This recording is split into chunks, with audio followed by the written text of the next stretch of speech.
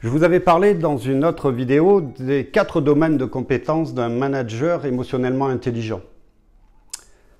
Ça vous parle? Je vais vous rafraîchir la mémoire. Ce document que vous trouverez dans les commentaires ci-dessous la vidéo.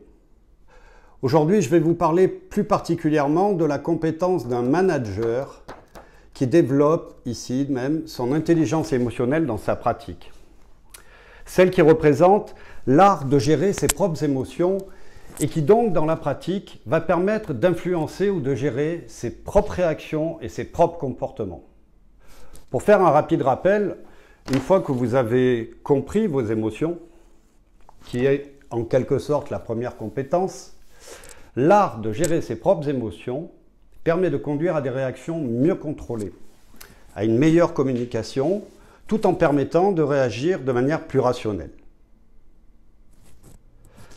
Voici quelques stratégies pour mieux gérer ses propres émotions, autrement appelé aussi le self-management. Lorsque j'accompagne des managers, j'enseigne environ une 10 à 15 stratégies possibles en fonction des personnes. Et aujourd'hui, j'en ai choisi 5 de types différents afin que vous ayez du choix.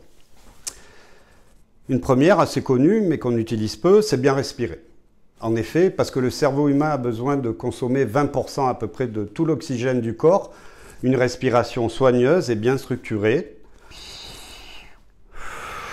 profonde et lente, permettra au côté rationnel du cerveau de se mettre en route, en quelque sorte. Donc, je dirais que quand vous êtes un peu crispé, respirer vous fera du bien et vous mettra sur quelque chose de plus rationnel. Une deuxième astuce, c'est de dévoiler ses objectifs. En effet, je vous conseille de choisir stratégiquement des personnes avec qui vous pouvez partager vos objectifs afin de leur demander une assistance en ce qui concerne votre suivi et votre progression. Une espèce de tuteur, mentor en quelque sorte. Cela peut amplifier considérablement vos résultats et vous avez avec quelqu'un avec qui parler, réguler.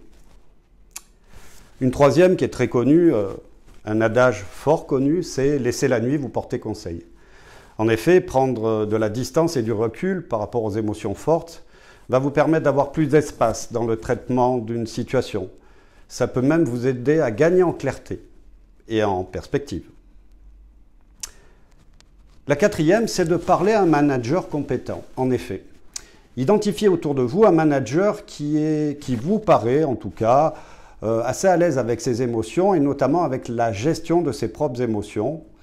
Parlez avec lui, échangez, laissez-vous guider et vous allez voir, ça peut être d'une très très grande utilité. Et la cinquième, celle que je préfère, en quelque sorte, personnellement, c'est de sourire et pourquoi pas de rire. Effectivement, sachant que les émotions négatives ne doivent pas être ignorées, car vous savez que toutes nos émotions sont des ressources, il peut être nécessaire parfois de passer outre. Et en fait, le cerveau humain répondra positivement aux éléments physiques du sourire et des rires. Ça va vous fournir une voie plus facile pour gérer vos propres émotions. Et puis c'est sympa de sourire. Voilà, j'espère que ces 5 pistes vont vous donner quelques idées et pourquoi pas des envies de test et d'essayer. N'oubliez pas que réguler vos propres émotions, c'est le début de l'agilité émotionnelle. Et enfin, pour compléter tout ce que je vous ai dit, je dirais qu'en tant que manager, en termes de gestion de ses propres émotions, et je dirais au bon sens pratique du management, ne jamais oublier de prendre le contrôle de vos paroles. Ce que vous vous dites à vous-même, vous savez, il existe un lien direct entre la manière dont les gens pensent et la manière dont ils se sentent.